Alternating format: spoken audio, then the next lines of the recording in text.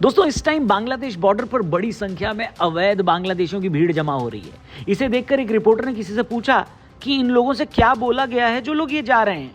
जवाब आया, निकल पहली फुर्सत में निकल। दोस्तों यूपी के मुख्यमंत्री योगी आदित्यनाथ जी ने अपने सोशल मीडिया अकाउंट के माध्यम से घुसपैठियों को ऑलमोस्ट यही बात बोली है। योगी जी ने इस पोस्ट में सीधे उत्तर प्रदेश की जनता से बात करते हुए बोला है कि वो रोहिंग्याओं और अवैध घुसपैठियों पर कड़ी नजर रखें। किसी भी आदमी को अपने यहाँ नौकरी, काम या दुकान पर रखने से पहले उसके लीगल डॉक्यूमेंट्स और वो कहां से आ रहा है इसका प्रॉपर ब्यौरा लें। इस देश के रिसोर्सेज पर पहला हक इस देश के लोगों का है, न कि किसी घुसपैठिए का जो हमारे देश के रिसोर्सेज लगातार खत्म कर रहे हैं। अब वैसे तो इस मुद्दे पर सेंटर में बैठी सरकार बहुत गंभीरता के साथ काम पर लगी हुई है, लेकिन एक जिम्मेदारी हम नागरिकों की भी तो है। ये घुसपैठिए हमारे ही मोहल्ले और आसपास के इलाकों में तो रहते हैं, हमारे ही घरों में नौकरी करते हैं, हमारे इलाके में कूड़ा बटोरने आते हैं और हमें उनसे सतर्क रहना पड़ता है। लेकिन आने वाले टाइम में यही घुसपैठिए इतनी बड़ी तादाद में बढ़ जाते हैं कि कई देशों के लिए ये एंड में एक ह्यूमन क्राइसिस बन जाते हैं। आप लाखों की तादाद में देश में बस चुके लोगों को एक साथ कैसे भगाएंगे बताइए। लॉजिकली तो ये सवाल एकदम वाजिब है। इस वीडियो में हम उसी के बारे में बात भी करेंगे। साथ ही बात करेंगे कि देश के अंदर जब घुसपैठियों को भगाने की बात होती है तो कुछ लोगों को अचानक से पेट में दर्द होने लगता है। वहीं क्या अब भारत घुसपैठ और इलीगल तरीके से बसाए जा चुके लोगों पर फाइनल एक्शन लेने की तैयारी में है? लेकिन उन सबसे पहले अगर आप चैनल पर नए हैं तो सब्सक्राइब करना, बेल आइकन भी दबाना ताकि आपको हमारी वीडियोस की नोटिफिकेशन मिलती रहे। तो शुरू करें करो ना भाई। तो सबसे पहले बात करते हैं घुसपैठ आखिर इतनी बड़ी समस्या क्यों है। आपको जानकर हैरानी होगी दोस्तों, लेकिन देश के अंदर एक बहुत बड़ा वर्ग ये एक्सेप्ट ही नहीं करता कि देश के अंदर घुसपैठ एक प्रॉब्लम है। उनके लिए ये सिर्फ एक पॉलिटिकल मुद्दा है, उससे ज्यादा कुछ नहीं। वहीं एक बड़ा सेक्शन जो इस बात को मानता भी है कि घुसपैठ भारत में बड़ी समस्या है, तो उनका लॉजिक भी दुनिया से ऊपर है। उनका ये मानना है कि इतना बड़ा देश तो है यार, कुछ लोग आकर रह जाते हैं तो प्रॉब्लम क्या है, हमें किस बात की कमी है। उसके बाद वो वसुधैव कुटुंबकम का नारा भी देने लगते हैं, कहते हैं कि हम तो पूरी दुनिया को एक परिवार मानते हैं। ऐसे में उस परिवार में अगर नए सदस्य आ गए तो क्या प्रॉब्लम है? देखिए प्रॉब्लम है, और कितनी बड़ी प्रॉब्लम है इसको समझाने के लिए मैं आपको दुनिया के कुछ real life incidents with facts बताने वाला हूं, जिससे आपको यह समझने में आसानी होगी। शुरुआत करते हैं जर्मनी से, जहां जर्मनी में 2015-16 में एंजेला मार्केल के वेलकम कल्चर पॉलिसी की वजह से 10 लाख से ज्यादा इलीगल इमिग्रेंट सीरिया और अफगानिस्तान जैसे देशों से जर्मनी पहुंचे, जहां जर्मनी ने उनको अपने यहाँ शरण दी। बस इस वेलकम पॉलिसी का इन इलीगल इमिग्रेंट्स ने ऐसा वेलकम किया कि पूछो मत। इस चीज ने पूरे सिस्टम को उलट पलट कर रख दिया, जिसके बाद इन घुसपैठियों को पालने के लिए जर्मनी के टैक्स पेयर्स पर सालाना 50 बिलियन यूरो से भी ज्यादा खर्च हुआ, जिसमें रेजिडेंशियल हाउस पर 20 बिलियन यूरो से ज्यादा, एजुकेशन, लैंग्वेज ट्रेनिंग और बेरोजगारी भत्तों पर खर्चा हुआ। इतना माल जर्मनी की जेब से निकला कि दाईं जेब का छेद बाईं जेब तक नजर आने लगा। बस लेबर मार्केट में 1 मिलियन से ज्यादा नौकरियां प्रभावित हुई, क्योंकि इन इमिग्रेंट्स के कम स्किल होने की वजह से कंपटीशन बढ़ा और देश की बेरोजगारी बढ़ गई, जिसके बाद सरकार पर इतना प्रेशर आया कि मार्केल की पॉपुलैरिटी एकदम पाताल लोक में पहुंच गई। अल्टरनेटिव फॉर जर्मनी जैसी पॉलिटिकल पार्टी ने 20% से ज्यादा वोट हासिल किए, और कोलोन जैसे शहरों में बड़े पैमाने पर सेक्सुअल क्राइम्स भी रिपोर्ट हुए, जिसकी वजह से आग में घी का काम किया इन सारी चीजों ने। रिसोर्स स्कैर्सिटी से स्कूलों में क्लासरूम भरे और अस्पतालों में वेटिंग लिस्ट भी लंबी हुई। रिजल्ट ये था इसका कि 2023 तक इमिग्रेशन पॉलिसी सख्त की गई, लेकिन फाइनेंशियल बोझ और सोशल टेंशन आज भी बरकरार है, जो जर्मनी की वेल्दी इमेज को चैलेंज कर रहा है। एंजेला मार्केल ने घुसपैठियों और रिफ्यूजियों के लिए जो प्यार दिखाया था, अपने यहाँ क्राइम रेट बढ़ाने के बाद जर्मनी को दोबारा वो कोर्स करेक्शन करना ही पड़ा। सारा एक्टिविज्म वहीं चला गया जहां आज तक सूरज की रोशनी नहीं पहुंची, समझे। वही दूसरा बड़ा एग्जांपल यूके का है। हम पर 200 साल राज करने के बाद अब यूके पर घुसपैठियों का राज चल रहा है। यूके में अवैध घुसपैठ की समस्या ने पूरे सिस्टम को हिलाया। खासकर 2022 से 24 के बीच चैनल क्रॉसिंग से 1 लाख से ज्यादा इलीगल इमिग्रेंट्स वहां पहुंचे, जिनमें ज्यादातर छोटी नावों से फ्रांस से आए थे। इसने नेशनल हेल्थ सर्विस को बुरी तरह प्रभावित किया। अस्पतालों में बेड की कमी हुई, ब्रिटिश नागरिकों को घंटों इंतजार करना पड़ता है अब भी, जबकि नए इमिग्रेंट्स को प्रायोरिटी मिलती।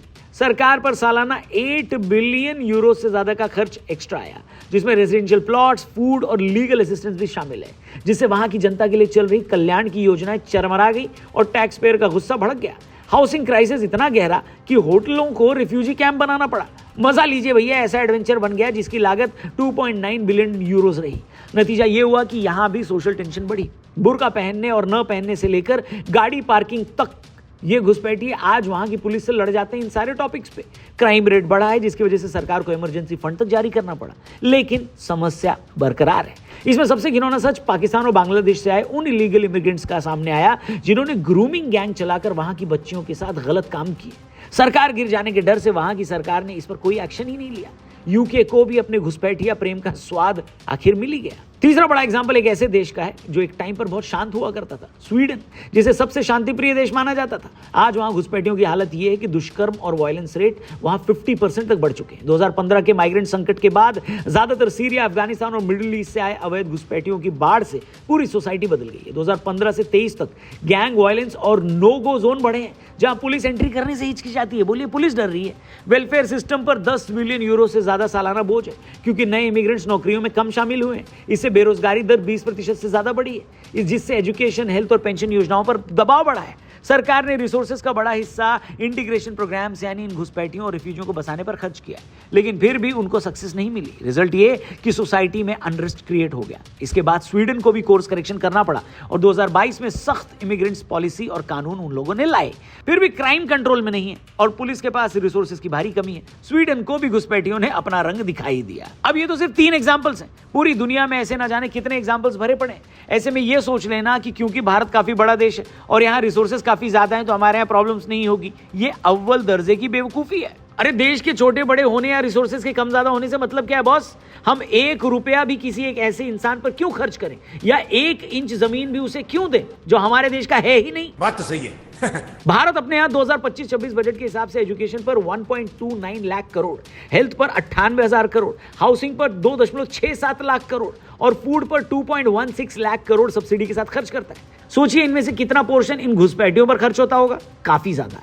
आज बेरोजगारी दर के आंकड़े में वो घुसपैठिए भी आते हैं जिनको नौकरी देना हमारी जिम्मेदारी नहीं है, लेकिन क्योंकि वो हमारी आबादी का हिस्सा हैं तो उनको भी इसमें इंक्लूड करना पड़ जाता है। या हमारे यहाँ की यूथ की जॉब्स खाते हैं, हमारे यहाँ क्राइम बढ़ाते हैं। एक जो घुसपैठिया होता है ना, उसके मन में इस देश को लेकर वो मॉरल और एथिकल सोच होती ही नहीं जो एक भारतीय में जन्मजात होती है। एक इंडियन इस देश को अपना मानता है, वो किसी भी इलीगल काम करने से बचता है। उसके लिए देश में जिम्मेदार नागरिक बनना प्रायोरिटी है, जबकि ये घुसपैठिया न तो मेंटली समाज से जुड़ पाता है, न सोशली न कल्चरली इस देश का हिस्सा बन पाता है। घुसपैठी के लिए क्राइम करना कोई बड़ी बात नहीं, क्योंकि उसको पता है पकड़ा भी गया तो उसे डिपोर्ट ही तो किया जाएगा। ऐसे में भारत के पास अपने नागरिकों का सही डेटा होना बहुत जरूरी है, चाहे SIR हो या CAA। भारत वही कोर्स करेक्शन कर रहा है जिसे स्वीडन और जर्मनी को मजबूरी में करना पड़ा था। लेकिन दोस्त, हम शिकायत क्या करें जब हमारे दामन में ही 56 छेद हैं। हमारे यहाँ के नेता ही कई बार ऐसे बयान देकर इस उम्मीद में इन घुसपैठियों को बचा लेते हैं कि बाद में वो इनके वोटर बन जाएंगे। AIMIM के बड़े नेता हों, 2017 में उन्होंने रोहिंग्या घुसपैठियों को बचाने के लिए कहा कि सरकार उन्हें मुस्लिम न देखे बल्कि शरणार्थी माने, क्योंकि तिब्बत, श्रीलंका और बांग्लादेश के शरणार्थियों को भारत ने भी शरण दी है। उन्होंने बांग्लादेशी लेखिका तस्लीमा नसरीन का भी उदाहरण दिया कि अगर उसे शरण मिल सकती तो रोहिंग्यास को क्यों नहीं। अब ये लॉजिक इसलिए गलत था क्योंकि रोहिंग्यास अवैध रूप से सीमा पार करके आए थे। सरकार ने सुप्रीम कोर्ट को बताया कि वो आईसिस से जुड़े नेशनल थ्रेट्स हैं, जबकि तिब्बती और श्रीलंकाई शरणार्थी कानूनी रूप से आए हैं और लिमिटेड नंबर्स में थे। तस्लीमा एक इंडिविजुअल है और आप एक इंडिविजुअल का नाम लेकर पूरी कम्युनिटी के इलीगल इमिग्रेंट्स को जस्टिफाई कर देना लॉजिकल नहीं लगता बाबूजी।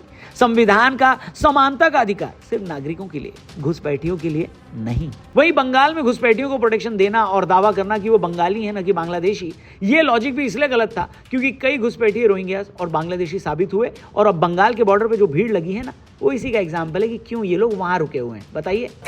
अब दोस्तों, इन घुसपैठियों पर सबसे तेज और इफेक्टिव काम अगर किसी एक स्टेट में हुआ है तो वो है उत्तर प्रदेश। योगी आदित्यनाथ सरकार ने अवैध घुसपैठियों और खासकर रोहिंग्या और बांग्लादेशियों के खिलाफ बड़ा अभियान चलाया है। देखिए, ऐसी क्राइसिस में 3 आधार पर काम करना जरूरी होता है, लीगल, पॉलिटिकल और सोशल। पहले लीगल की बात करते हैं। नवंबर 2025 के अंत में सीएम ने सभी जिला अधिकारियों को ऑर्डर दिए कि हर जिले में टेम्पररी डिटेंशन सेंटर बनाएं जहां पहचान वेरिफिकेशन तक घुसपैठियों को रखा जाएगा। दिसंबर 2025 तक 17 नगर निगमों, जिसमें लखनऊ, वाराणसी, गोरखपुर आदि शामिल है, उनमें स्पेशल वेरिफिकेशन अभियान शुरू हो चुका है। झोपड़पट्टी के इलाकों जैसे लखनऊ के हजरतगंज और डालीगंज के पास सफाई कर्मियों, ठेकेदारों के रिकॉर्ड्स की जांच हो रही है। पुलिस घर घर जाकर आधार, वोटर ID, NRC दस्तावेज चेक कर रही है। फर्जी दस्तावेज वालों को पकड़ा जा रहा है। गोरखपुर में शाहपुर रेंज शेल्टर को डिटेंशन सेंटर बनाया गया है जो पहले फेज के लिए तैयार है। ATS, जिला प्रशासन और होम डिपार्टमेंट मिलकर इस नेटवर्क को तोड़ रहे हैं। घर मालिकों को चिट्ठी लिखकर सहयोग मांगा गया है कि किसी को शरण न दे। वेरिफिकेशन, डिटेंशन और निकालने की सिस्टमैटिक प्लानिंग भी बनाई गई है। सरकार ने SIR मॉडल को उसके कोर से पकड़ा है, पहले पहचान, फिर डिटेंशन और अंत में डिपोर्टेशन। लखनऊ मेयर ने तो यहां तक बोल दिया कि सारा डेटा इकट्ठा हो चुका है। पुलिस ने स्लम क्लस्टर्स में बड़े अभियान चलाए हैं। आज सीएम योगी ने उत्तर प्रदेश की जनता के नाम एक लेटर भी पोस्ट किया, जिसके बारे में हमने आपको शुरू में बताया था। बंगाल SIR के बाद यूपी में घुसपैठियों का आना रोकने के लिए बॉर्डर चेक बढ़ाए गए हैं। उनका कंस्ट्रक्शन तुरंत शुरू हुआ है, रिसोर्सेज भी बांट दिए गए हैं। ऑल इन ऑल ये पक्का किया गया है कि कोई घुसपैठिया छिप न सके राज्य में।